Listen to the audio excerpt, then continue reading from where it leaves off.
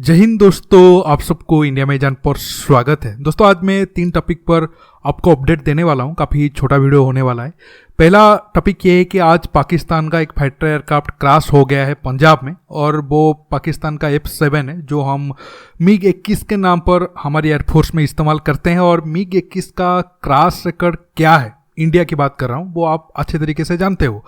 Second news Israel को लेकर है, और तीसरा भी वही इजराइल को लेकर है।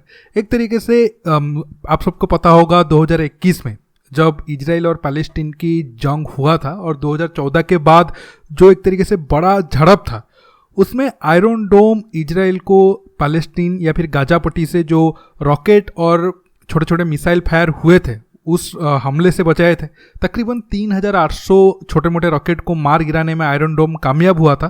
लेकिन आज आयरन डोम फिर से एक बार खुद इजराइल का ही ड्रोन को गलती से मार दिया है। आज हम इसी टॉपिक पर बात करेंगे। आयरन डोम के लिए एक तरीके से आप कह सकते हो ये पहला केस नहीं है, ये सेकंड या थर्ड केस है जो आयरन डोम गलती से खुद इजराइल का ही ओपन को दुश्मन का हथियार समझकर मार गिराया हो।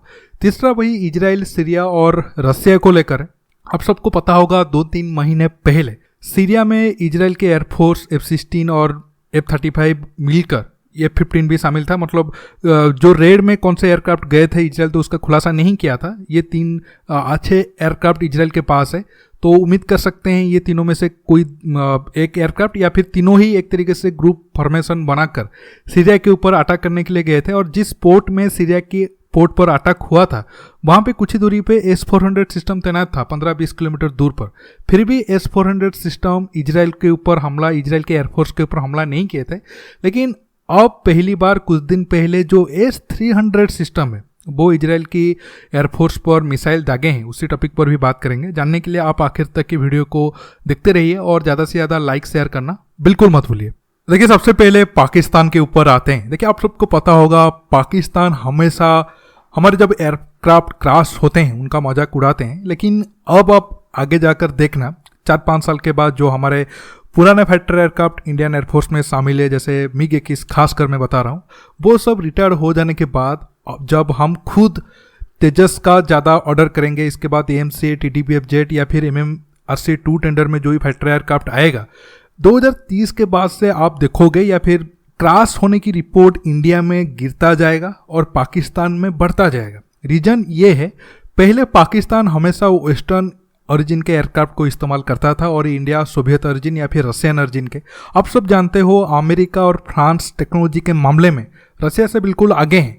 लेकिन अब अगर आप देखोगे इंडिया या तो रशियन ओरिजिन के फाइटर एयरक्राफ्ट बिल्कुल भी नहीं ऑर्डर करने वाला है, या तो हम फ्रांस से लेंगे, या फिर खुद हम जो तेजस को बनाए हैं वो बिल्कुल वेस्टर्न स्टैंडर्ड के हिसाब से बनाए हैं।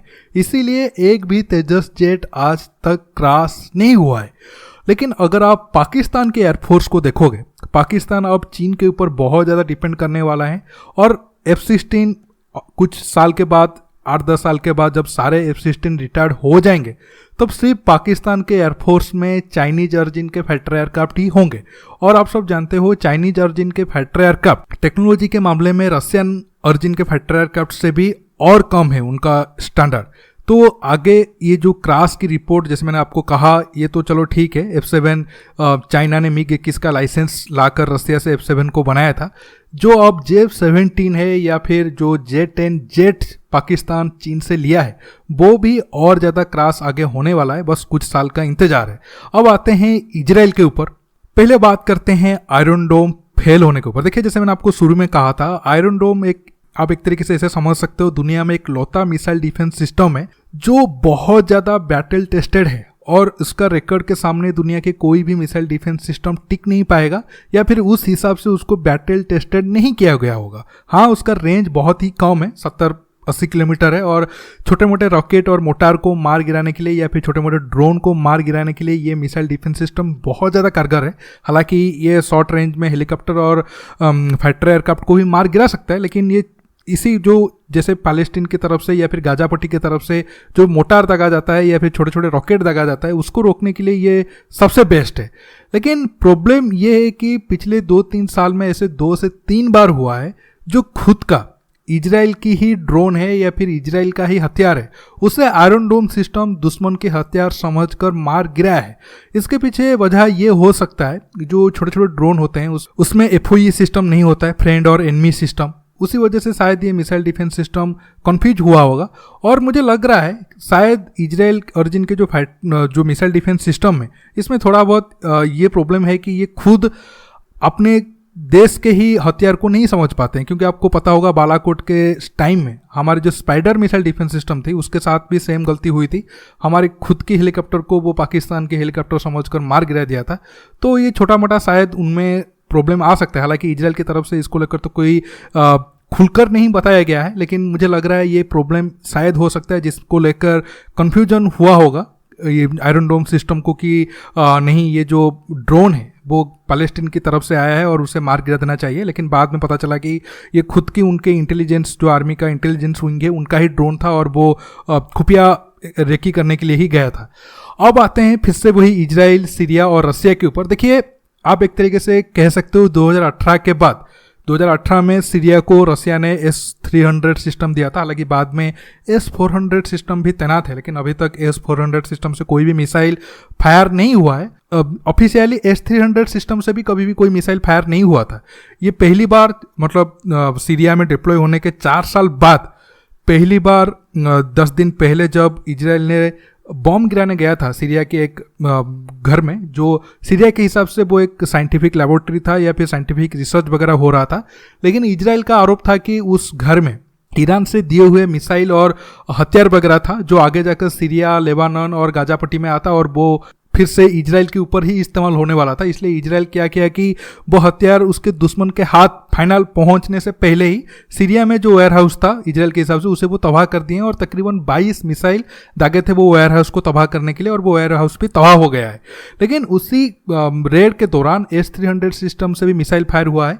हालांकि ये बताया नहीं गया है सीरिया की तरफ से और इजराइल की तरफ से भी, क्या वो S-300 सिस्टम कोई इजराइल के एयरफोर्स को, जो खासकर F-16 नहीं बताया जा रहा है, क्या उसे मार गिरा पाने में कामयाब हुआ है या नहीं हुआ है।